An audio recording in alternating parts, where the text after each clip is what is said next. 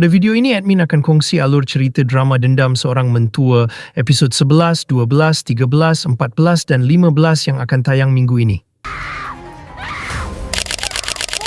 Bau antiseptik di dalam bilik hospital itu langsung tidak dapat menenangkan hati Sofia.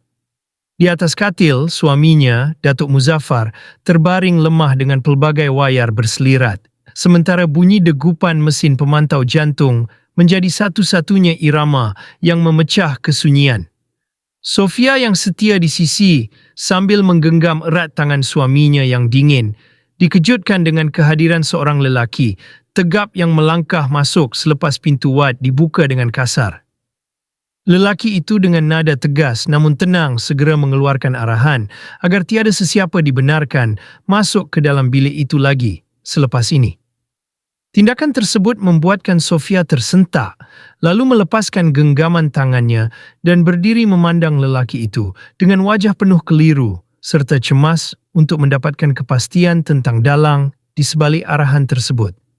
Jawapan ringkas daripada lelaki itu yang menyebut nama Puan Herlina bagaikan sebilah pisau yang menghiris hati Sofia kerana wanita itulah yang selama ini sentiasa mencari jalan untuk merosakkan kebahagiaannya.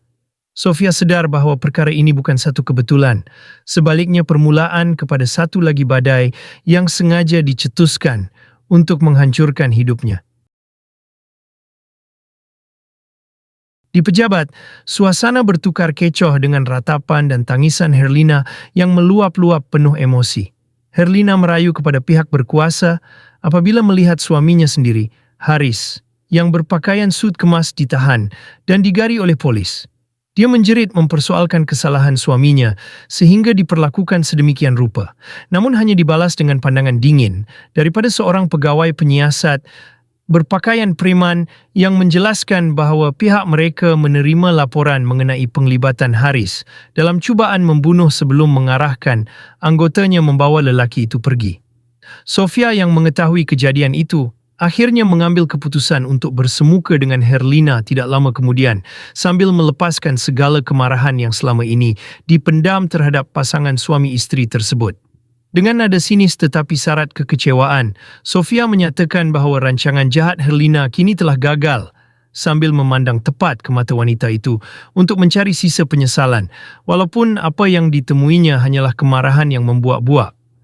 Herlina yang wajahnya merah padam menahan geram segera membidas kata-kata itu dan memberi amaran agar Sofia menjaga tutur katanya. Namun Sofia hanya membalas dengan senyuman tawar penuh kepahitan sambil menegaskan bahawa orang yang benar tidak akan melenting atau takut pada bayang-bayang sendiri. Melihat suaminya dibawa ke balai polis, dendam dan kebencian dalam diri Herlina semakin membara sehingga dia melepaskan amarah tanpa mempedulikan sesiapa di dalam sebuah bilik mewah di rumahnya. Sambil menjerit menyalahkan Sofia atas penahanan Haris, Herlina menghentak-hentakkan tubuhnya di atas katil dan merentap rambutnya sendiri seolah-olah dirasuk sesuatu, menyebabkan barang-barang di atas meja solek bertaburan di lantai akibat hilangnya pertimbangan waras. Tidak lama kemudian, ketegangan beralih ke ruang tamu banglo tersebut apabila Datuk Muzaffar yang kini semakin pulih mengambil keputusan tegas untuk tidak lagi bertolak ansur dengan segala kejahatan serta ancaman daripada pihak lawan.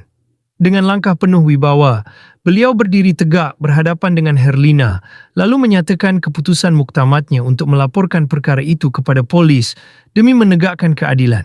Tindakan berani Datuk Muzaffar membuatkan Sofia tergamam dengan wajah pucat dan mata terbeliak yang menggambarkan rasa terkejut serta lega. Manakala di sudut bilik yang lain, Mak Bimah, iaitu ibu tua Sofia yang berhijab, hanya mampu menangis teresak-esak meratapi konflik yang semakin meruncing. Dalam esakan yang mendalam, Mak Bimah mempersoalkan keputusan Sofia berkahwin dengan ahli keluarga yang telah menghancurkan hidup mereka, menyebabkan Sofia terasa seolah-olah ditampar hebat. Masa berlalu dan takdir membawa Sofia ke sebuah klinik untuk menjalani pemeriksaan kesihatan dengan ditemani Datuk Muzaffar yang setia berada di sisinya bagi memberikan sokongan moral yang tidak berbelah bahagi.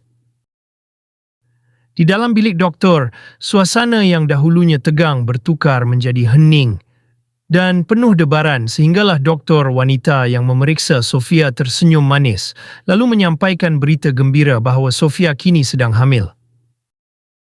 Mendengar khabar itu, Datuk Muzaffar tersenyum gembira penuh kesyukuran.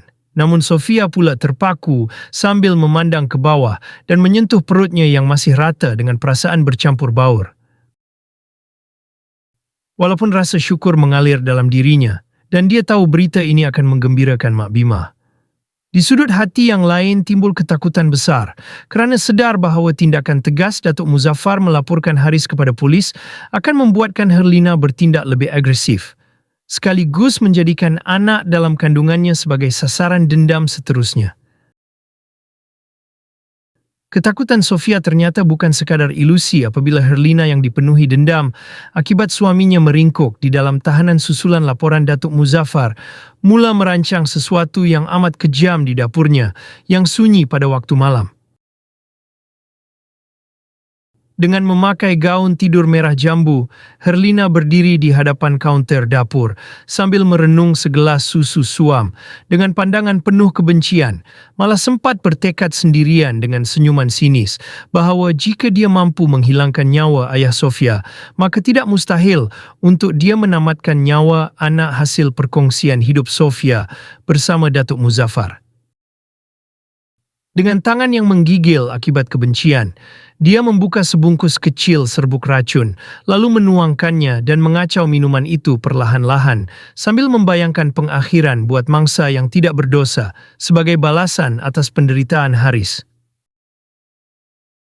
Keesokan malamnya, rancangan kejam Herlina akhirnya membuahkan hasil apabila Sofia tiba-tiba memegang perutnya ketika sedang berehat di laman rumah akibat serangan kesakitan yang amat dahsyat. Sambil mengerang dan menjerit memanggil suaminya dalam tangisan yang deras, Sofia terduduk menahan kesakitan yang teramat sangat, manakala Datuk Muzaffar berada dalam keadaan panik, lalu cuba memapah istrinya yang semakin lemah dengan penuh rasa risau dan cemas. Dari jauh, Herlina hanya berdiri kaku, menyaksikan penderitaan Sofia dengan wajah dingin, tanpa sekelumit rasa bersalah, menyembunyikan kepuasan yang kejam di sebalik ketenangannya selepas berjaya membalas dendam atas pemenjaraan suaminya.